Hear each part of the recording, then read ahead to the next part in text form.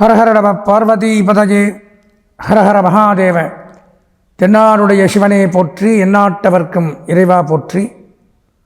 சங்கடம் தீர்க்கும் சனி பகவானே, மங்களம் பொங்க மனம் வைத்து அருள்வாய். சச்சரவின்றி சனீஸ்வரத் தேவே, இஜ்ஜகம் வாழ இன்னருள் தாதா. அன்பார்ந்த எங்களுடைய நெக்ஸ்ட் ஜென் தொலைக்காட்சி நேயர்களுக்கு உங்களுடைய ஜோதிட ஆச்சாரியர் ஜோதிட குரு சிவஸ்ரீ சரவணமாணிக்க சிவாச்சாரியர், முதல்வர் காஞ்சி காமகோடி பீடம் வேத சிவ ஆகம பாடசாலை, சங்கரமடம், காஞ்சிபுரம்.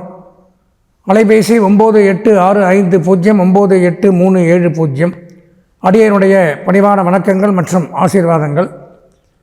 நாம் நமது நெக்ஸ்ட் ஜென் தொலைக்காட்சியின் வாயிலாக காண இருக்கக்கூடிய இந்த பதிவு அப்படின்னு பார்த்தீங்கன்னா, வருகின்ற 29/3/2025, அதாவது மார்ச் மாதம் 29ஆம் தேதி பங்குனி மாதம் 15ஆம் நாள் சனிக்கிழமையன்று சனி பகவானாகப்பட்டவர் கும்பம் ராசியிலிருந்து மீனம் ராசிக்கு பயிற்சியாகிறார்.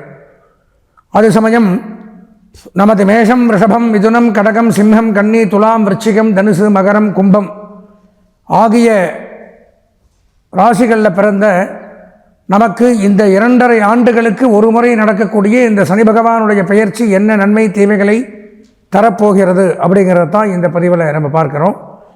பொதுவாக இந்த 9 கிரகங்கள் அப்படிங்கிறத எடுத்துனோம்னா, அதாவது கோச்சார பலன்கள் அப்படிங்கிற அடிப்படையில் தான் நம்ம பேசுகிறோம்.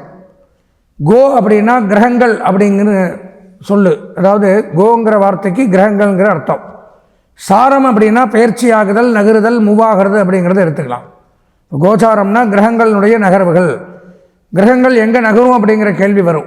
நமக்கெல்லாம் எப்படி சொந்த வீடு இருக்கோ அந்த மாதிரி நவகிரகங்களுக்கு வீடு அப்படின்னு சொல்லக்கூடியது தான் இந்த 12 ராசிகள். அப்படி பார்க்கும் பொழுது சூரிய பகவானுக்கு சிம்ம ராசி வீடாகவும், சந்திர பகவானுக்கு கடகராசி சொந்த வீடாகவும், செவ்வாய் பகவானுக்கு மேஷமும் ரிச்சிகமும் சொந்த வீடாகவும், புத பகவானுக்கு மிதனமும் கன்னியும் சொந்த வீடாகவும், குரு பகவானுக்கு தனுசும் மீனும் சொந்த வீடாகவும், சுக்கிர பகவானுக்கு ரிஷபமும் துலாமும் சொந்த வீடாகவும், சனீஸ்வர பகவானுக்கு மகரமும் கும்பமும் சொந்த வீடாகவும் கருதப்படுது. இந்த ராகு கேதுகளுக்குன்னு தனி வீடு கிடையாது. இப்போ மே மாதம் அடுத்த பயிற்சி அதுவும் வரும், ராகு கேது பயிற்சி.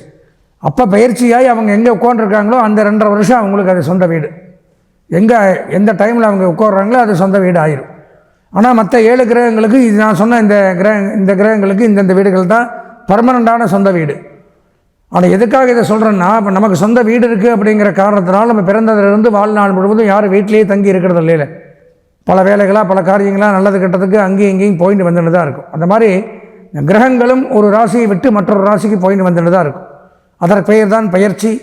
அந்த பயிற்சி ஆகிறதுல கால அளவுகள் உண்டு. அதாவது ஒரு கிரகம் ஒரு ராசியில் இவ்வளோ நாள் தங்கும் அப்படின்னு, அதாவது அதில் பார்க்கும் பொழுது அதிகப்படியாக ஒரு ராசியில் தங்கி நன்மை தீமைகளை செய்யக்கூடிய கிரகம் அப்படின்னு எடுத்துட்டோம்னால் 4 கிரகங்கள். அதில் மிகவும் முக்கியம் வாய்ந்தது தான் சனி பகவான். 2.5 ஆண்டுகள் ஒரு ராசியில் தங்கி நன்மை தீமைகளை செய்து அதுக்கப்புறம் தான் அடுத்த ராசிக்கு போவார். அதிகம் அவர் தான். அப்புறம் ராகு கேது 1.5 வருஷம், குரு பகவான் 1 வருஷம். அதனால தான் பார்த்தீங்கன்னா இந்த பத்திரிக்கை, ப்ரெஸ், மீடியா, கோவில்கள் இதிலெல்லாம் இந்த சனிப்பயிற்சி, ராகு கேது பயிற்சி, குரு பயிற்சியை மட்டும் கொண்டாடுறோம். இப்போ இந்த சனிப்பயிற்சி அப்படின்னு எடுத்தனால் 2.5 வருஷம் ஒரு ராசியில் தங்கிறதுனால மிகவும் முக்கியம் வாய்ந்ததாக கருதப்படுது. அதாவது அதிக நன்மையை கொடுத்தாலும் கொடுத்துருவார் சனி பகவான், அதிகமான தீமையை கொடுத்தாலும் சனி பகவான் கொடுப்பார். அவர் மாதிரி கொடுக்கறதுக்கு யாரும் இல்லை, கெடுக்கிறதுக்கு ஆள் இல்லை. அதனால தான் சனின்னா பயம் எல்லாருக்குமே. அப்பேற்பட்ட இந்த சனி பகவானுடைய பெயர்ச்சி இந்த ஆண்டு இப்போ நடந்துச்சு, இந்த 2.5 வருஷம் கழிச்சு தான். இப்போ இந்த நடக்கக்கூடிய பயிற்சியின் மூலமாக எந்தெந்த ராசிகள் நன்மையை அடையுது, என்னென்ன ராசிகள் பரிகாரம் பண்ணிக்கொள்ள வேண்டிய ஒரு அமைப்பில் இருக்கும், கஷ்டங்கள் பட வேண்டிய அமைப்பில் இருக்கும் அப்படிங்கிறது தான் இந்த பதிவில் பார்க்குறோம். அதில் பார்க்கும் பொழுது இந்த பதிவை முழுமையாக நீங்கள் பார்த்து இதில் என்னென்ன நன்மை தீமைகள் இருக்குது அப்படிங்கிறத தெரிஞ்சுட்டு நீங்கள் உங்களுக்கு இந்த நிகழ்ச்சி பிடித்திருந்தால் எங்களுடைய சேனலை சப்ஸ்கிரைப் செய்து பெல் பட்டனை அழுத்தி மீண்டும் இது போன்ற நல்ல நிகழ்ச்சியெல்லாம் தொடர்ந்து பார்க்கணும்னு கேட்டுண்டு மேற்கொண்டு நேயர்களே, நாம் பார்க்கறது அப்படிங்கிறது இது பொதுப்படையான ஒரு பலன் தான். இதுவே தான் நமக்குங்கிறது முடிவு பண்ண முடியாது. ஏன்னு பார்த்தோம்னா, இப்போ ஒரு மேஷராசின்னு எடுத்துட்டால் அதில் நீங்கள் மட்டும் பிறக்க கிடையாது. உங்களை மாதிரி பல கோடி பேர் லோகத்தில் இருப்பாங்க. அப்போது அவங்களுக்கெல்லாம் இது ஜென்ரலான பலன் தான். அது போக அவரவர்களுடைய ஜென்ம ஜாதகம், நாம் பிறந்த நேரத்தில் நமக்காக கணிக்கப்பட்ட நம்ம ஜாதகம் தான் நமக்கு 100க்கு 100% நமக்கு நன்மையை தரும். நம்ம என்ன தொழில் பண்ணலாம், என்ன படிக்கலாம், எப்போ இது பண்ணலாங்கிறதெல்லாம் அதை வச்சு தான் நம்ம தெளிவாக தெரிஞ்சுக்க முடியும். இது பொதுவான காம்பவுண்டு மாதிரி, அது சொந்த வீடு மாதிரி. அப்படி சொந்த ஜாதகத்தை வச்சு தான் நம்ம ஒரு முக்கியமான முடிவுகளும் நமக்கு மட்டும் இண்டிவிஜுவலாக தனிப்பட்ட முறையில் என்னென்ன பலன்கள் கிடைக்குங்கிறத நம்ம தெரிஞ்சுக்க முடியும். அதனால் அப்படி சொந்த ஜாதகம் அப்படின்னு பார்க்க விரும்பக்கூடிய அன்பர்கள் கீழே ஸ்க்ராலிங்கில் என்னுடைய அலைபேசி எண் அப்படிங்கிறது 9865098370 அப்படிங்கிற எண் அதில் ஸ்க்ராலிங் ஆகும். அதனால் சொந்த ஜாதகம் பார்க்க விருப்பக்கூடிய அன்பர்கள் தாராளமாக இந்த எண்ணிற்கு தொடர்பு கொண்டு உங்களுடைய முழுமையான சொந்த ஜாதகத்தையும் தெளிவாக துல்லியமாக கணித்து பார்த்து முழு பலாபலன்களையும் தெரிந்து கொள்ள கூறிக்கொண்டு தொடர்ந்து 12 ராசிகளையும் நம்ம விரிவான பலன்களை காண்போம். அன்பார்ந்த எங்களுடைய புனர்பூசம், பூசம், ஆயில்யம் ஆகிய நட்சத்திரத்தில் பிறந்த கடகராசி நேயர்களுக்கு வருகின்ற 29/3/2025 பங்குனி மாதம் 15ஆம் நாள் சனிக்கிழமை அன்று சனி பகவான் கும்பம் ராசியிலிருந்து மீனம் ராசிக்கு பயிற்சியாகிறார். அது சமயம் நமது கடகராசியான நமக்கு என்னென்ன நன்மை தீமைகளை செய்யப் போகிறார் அப்படிங்கிறதான் பார்க்குறோம். பொதுவாக கடகராசி அப்படின்னு எடுத்துட்டால் இவ்வளோ நாளாக பார்த்தீங்கன்னா அஷ்டமச்சனி அப்படின்னு சொல்லக்கூடிய கஷ்டங்கள், இடமாற்றம், துன்பம், துயரம், அலைச்சல், வேதனைகள், சங்கடங்கள், உடல் உபாதைகள் இப்படியெல்லாம் அனுபவித்து கொண்டு ரொம்ப பலவிதமான கஷ்டங்களை தான் பட்டு வந்தீங்க. இருந்தாலும் 9ஆம் இடத்துக்கு வந்தால் நன்மை தருமான்னு பார்த்தா நன்மை கிடையாது. சனி பகவான் 3ஆம் இடம், 6ஆம் இடம், 11ஆம் இடம் அது மட்டும்தான் நன்மை. இது எங்கே இருந்தாலும் நன்மைங்கிறது எதிர்பார்க்க முடியாது. சிரமங்களை கொடுக்கக்கூடிய இடத்துக்கு தான் வரார். இருந்தாலும் அந்த 8ஆம் இடத்துல பட்ட கஷ்டங்களை இப்போ பட வேண்டிய அமைப்பு அப்படிங்கிறது ஏற்படாது. ஓரளவு நன்மைகள் அப்படிங்கிறது உண்டாகும். அப்போது இந்த 9ஆம் இடத்திற்கு வரும்பொழுது என்ன பண்ணுவார் அப்படின்னு பார்த்தோம்னா, யவனேஸ்வரர் அப்படிங்கிறவரும் புலிப்பாணி சித்தர் இந்த மாதிரி பல விதமான நூல்கள், ஜோதிட அரிச்சுவடி இதில் எல்லாம் என்ன சொல்லியிருக்கு அப்படின்னு பார்த்தீங்கன்னா, 9ஆம் இடத்திற்கு வரும்பொழுது என்ன ஆகுதுன்னு பார்த்தா விரோதங்கள் அதிகமாகுது. தான தர்மங்கள் பண்ணுறதுலே விரோதம். நீங்கள் யாருக்காவது தான தர்மம் பண்ணினால் அதுக்கு சண்டைக்கு வருவாங்க. யாரை கேட்டு கொடுத்த, இங்கே எப்படி கொடுக்கலாம், நீங்கள் எப்படி கொடுக்கலாம், இன்னொருத்தருக்கு உதவி பண்ணாலே பிரச்சனை வந்துடுவான். உதவி பண்ணாலே பிரச்சனை, உதவி பண்ணலைனாலும் பிரச்சனை. அந்த மாதிரி ஒரு சூழ்நிலை. பிறருக்கு தான தர்மங்கள் பண்ணால் பண்ணுவீங்க, அந்த மாதிரி சூழ்நிலை ஏற்படுத்துவார். அதில் பிரச்சனைகள் உண்டாகும். அந்த மாதிரி விரோதங்களை கொடுக்கும், மனக்கவலை ஏற்படுத்தும். மனக்கவலை, மன கஷ்டங்கள், மன சங்கடங்கள், மனோபயங்கள், மனோ வியாகுலங்கள், பதட்டங்கள், தெளிவாக ஒரு காரியத்தை செய்ய முடியாமல் போகிறது, எடுத்த காரியத்தில் கஷ்டங்களை ஏற்படுத்துறது, இந்த மாதிரி அமைப்புகளை கொடுக்குறார். சில பேர் பந்தனப்படுதல்னு போடுறார். பந்தனம் செய்வ ஜிஹ்வாக்ரே அப்படின்னு சொல்லுவாங்க. பந்தனம் அப்படின்னா கட்டுப்படுதல், சிறைப்படுதல் அப்படின்னு அர்த்தம். யாரோ ஒருத்தர்கிட்ட போய் மாட்டிக்கிறது, அடிமை வேலையில் போய் சிக்கிக்கிறது, அங்கேருந்து வெளியில் வர முடியாது. மாட்டின்னா மாட்டின்றது தான். அதனால் எங்கே போய் என்ன பண்ணாலும் ஒரு தடவைக்கு 10 தடவை யோசித்து செய்ய வேண்டிய ஒரு காலகட்டம். ஏன்னு பார்த்தீங்கன்னா, பந்தனப்படுதல் அப்படிங்கிறதுக்கு 2 வாக்கியம் உண்டு. ஒன்று, ஏதாவது குற்றங்கள் செய்து சிறைக்கு போயிடுறது. இன்னொன்று, யாருக்கிட்டையாவது போய் மாட்டின்ட்டு வெளியில் வர முடியாமல் கட்டுப்பட்டுறது. அவங்களுக்குள்ளே, அவங்க கட்டுப்பாட்டுக்குள்ளே நம்ம இயங்குறது. அவங்க சொல்கிற வேலையை தான் செய்வோம், அவங்க போடுற நேரத்துக்கு தான் சாப்பிட்ணும், அவங்க போன்னு சொன்னால் தான் போகணும், வான்னு சொன்னால் தான் வரணும். அந்த மாதிரி அவங்க கண்ட்ரோலில் தான் சாவி அவங்கள்ட்ட இருக்கும். அந்த மாதிரி அமைப்புகள். 8ஆம் இடனுக்கு பலன் சொல்லியதை விட அதை விட அதிகமான கஷ்டங்களை கொடுக்கும் அப்படின்னு போட்டிருக்கார். சிறைப்படல், அன்றாட கடமைகளை அலட்சியத்தால் சரியாக கடைபிடிக்க முடியாமல் போகிறது. ரொம்ப அலட்சியம். போனால் போகுது விட, 9 மணிக்கு தான் ஆஃபீஸ், 9:30 போனால் மேனேஜர் 10க்கு தானே வருவார். இப்படியெல்லாம் ஒரு அலட்சியத்தால் அன்றாடம் செய்ய வேண்டிய காரியங்கள்லேயே தாமதமாக செய்து கெட்ட பெயர் வாங்கிறது. எல்லா வேலையிலுமே அலட்சியம் அதிகமாகுமா. செய்கிற தொழில், வேலை, அன்றாட காரியங்களில் கஷ்டங்களை கொடுக்குறார். தன இழப்பு, பொருளாதாரத்தில் கஷ்டம், தன இழப்பு அப்படிங்கிறது ஏற்படுது. இருக்கிற தனமும் போயிடுறாரா, பிடுங்கின்னு போயிடுவாங்க. இல்லை என்ன சொல்லுவாங்கன்னா, நாம் யாருக்கா நம்பி ஒருத்தர்கிட்ட இன்னொருத்தருக்கு பணம் வாங்கி கொடுப்போம். வாங்கினவன் என்ன பண்ணுவான், வாங்கிட்டு எங்கேயா போயிடுவான், இவன் பணம் கட்டின்னு இருப்பான். அந்த மாதிரி ஒரு சூழ்நிலைகள் அப்படிங்கிறதெல்லாம் இந்த மாதிரி காலகட்டத்தில் ஏற்படும். பொருளாதார இழப்பு அப்படிங்கிறது ஏற்படும்.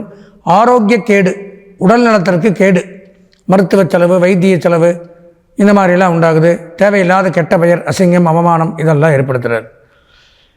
அதாவது 9ஆம் இடத்து சனி துக்கம், சொல்ப தனலாபம். யார் சொல்கிறார்? மாண்டல்ய மகரிஷி சொல்கிறார். துக்கம் ஏற்படுமா? துக்கம்னா மனக்கவலை, கவலை உண்டாகும். துக்கம், கெட்ட செய்தி, அதாவது நமக்கு தெரிந்தவர்கள், நண்பர்கள், உறவினர்கள் யாராவது நம்மளை விட்டு பிரியறது அல்லது இறந்து போகிறது, அதான் துக்கம். அந்த மாதிரி ஒரு அமைப்பு அப்படிங்கிறது ஏற்படுது. அதே மாதிரி சொல்ப தனலாபம். சொல்ப தனலாபம்னா வருவாய் அப்படிங்கிறது வரும். 10,000 ரூபாய்க்கு வேலை செஞ்சு 1000 ரூபாய் வருமானம் வரும். அதான் சொல்ப தனலாபம். விடிய பாடுபட்டு இத்தினுண்டுக்கு எவ்வளோ வேலை செஞ்ச அப்படின்னு கேட்பாங்க. அந்த மாதிரி ஒரு சொல்ப தன லாபம் அப்படிங்கிறது உண்டாகுது. வீண் பிரயாணம், அடிக்கடி தேவையில்லாத பிரயாணங்களை செய்கிறது. பிதிர்வழி சொத்து அப்படிங்கிறது கஷ்டம். அதாவது தாயார் தகப்பனார் வழி சொத்துக்கள் பிரச்சனைகளை கொடுக்கும். கோர்ட் கேஸ், வம்பு வழக்கு, நஷ்டங்கள் அப்படிங்கிறது ஏற்படுது. அம்மா அப்பாவினுடைய நிலையும் தாழ்ந்த நிலை உண்டாகுமா. தாயார் தகப்பனாரும் நல்லா இருக்க முடியாது, அவங்களுக்கும் நோய் நொடிகள், வருமானம் இல்லாமல் பசிப்பட்டினியோடு அவங்களுக்கு தேவையான பூர்த்திகளையும் செய்ய முடியாத ஒரு சூழ்நிலை அப்படிங்கிறது 9ல் சனி வரும்பொழுது நடைபெறும். தாழ்ந்த நிலை ஏற்படும். உத்தியோகத்தில் பயந்து பயந்து பணியாற்ற வேண்டிய ஒரு சூழ்நிலை அப்படிங்கிறது ஏற்படுது. தைரியமாக கம்பீரமாக நம்ம சேரில் உட்காந்தா நம்ம பின்னாடி 4 பேர் ஃபைல் எடுத்துன்னு வரணும், அப்படி இருக்காது. போகும்போதே நம்ம என்ன தப்பு பண்ணியிருப்போமோ, ஐயோ அதை கண்டுபிடிச்சிருவானோ இதை கண்டுபிடிச்சிருவானோ அப்படின்னு ஒரு பயந்த ஒரு சுபாவத்தோடு பயந்த சூழ்நிலையில் தான் உத்தியோகத்தில் பணியாற்ற வேண்டியது வரும். இதெல்லாம் நான் சொல்லலை, புலிப்பாணி சித்தர்கள் முனிவர்கள் எழுதி வச்சுட்டு போயிருக்காங்க, அதை நான் சொல்லிகிட்டு இருக்கேன். இதுதான் நடக்கும். உங்களை திருப்திப்படுத்துறதுக்காக நல்ல வாக்கியங்கள் சொல்ல முடியாது, என்ன இருக்கோ அதான் சொல்ல முடியும். அந்த மாதிரி அமைப்புகள் அப்படிங்கிறது ஏற்படுது. வியாபாரத்தில் போட்டி போட்டுக்கொண்டு வியாபாரம் பண்ணவா, கடுமையான போட்டி எந்த தொழில் பண்ணாலும். நெருங்கியவர்களே நமக்கு விரோதி ஆயிடுவாங்க, ரொம்ப பிரீதியாக இருப்பாங்க, 15 வருஷம் பழக்கமாக இருக்கும், நமக்காக உயிரே கொடுக்குறேன்பாங்க. கடைசியில் இந்த காலகட்டத்தில் பார்த்தால் அவங்களே எதிரி யாருன்னு பார்த்தா அவங்க தான் நமக்கு எதிரியாகவே இருப்பாங்க. ஆனால் நீயா அப்படிங்கிற மாதிரி அதிலேயே மனசு விட்டுருவோம். அந்த மாதிரி அமைப்புகள் அப்படிங்கிறது உண்டாகும். யாரை நம்புகிறோமோ அவங்களே நமக்கு துரோகியாக இருந்தால் மனசு எப்படி பாதிக்கப்படும், எப்படி வேதனைப்படும், எவ்வளோ கஷ்டப்படும். அந்த மாதிரி அமைப்புகள். தாயாதி வகைகள் துக்க செய்தி, பங்காளி வகையில் துக்கமான செய்திகள், துயரமான செய்திகள் அப்படிங்கிறது உண்டாகுங்கிறது போட்டிருக்கார். பொதுவாக 9ஆம் இடத்திற்கு சனி வந்தாலும் நன்மைகள் அப்படிங்கிறதெல்லாம் எடுத்துக்க முடியாது. பலவிதமான கஷ்டங்கள், பிரச்சனைகள், வேதனைகள் இதெல்லாம் தான் ஏற்படுத்துகிறார். இருந்தாலும் நான் முதல்ல சொன்ன மாதிரி அவரவர்கள் சொந்த ஜாதகத்தில், ஜென்ம ஜாதகத்தில் தசாபுத்தி, அதே மாதிரி சனி பகவான் எங்கே இருக்கார் இதெல்லாம் பார்த்தால் இதில் சொல்லக்கூடிய பலன்கள் நமக்கு வேலை செய்யாது. அது நல்லா இருந்தால் இப்போ என்ன பண்ணணும் அப்படின்னா, கண்டிப்பாக இந்த கடகராசி நேயர்கள் இந்த சனி பயிற்சிக்குள்ளே இந்த பதிவை பார்த்த உடனே ஒரு தடவை உங்களுடைய சொந்த ஜாதகத்தை அடியனுடைய தொலைபேசியின் இதில் வரும் 9865 9837 98650 98370 இந்த எண்ணிற்கு தொடர்பு கொண்டு சொந்த ஜாதகத்தை முழுமையாக தெளிவாக துல்லியமாக கணித்து பார்த்து இந்த சனிப்பயிற்சி நமக்கு என்னதான் பண்ணும், என்னதான் பரிகாரம் பண்ணணும் அப்படிங்கிறதையும் தெரிந்துண்டு அந்த பரிகாரங்களை தெளிவாக துல்லியமாக பண்ணிக்கொண்டு வரக்கூடிய 2.5 வருஷம் சனி பகவானுடைய தோஷங்களிலிருந்து விடுபட்டு நீண்ட ஆயுளோடு நிறை செல்வத்தோடு வாழ வேண்டும் என்று கூறி ஆசீர்வதித்து விடைபெறுகிறேன். நன்றி, வணக்கம்.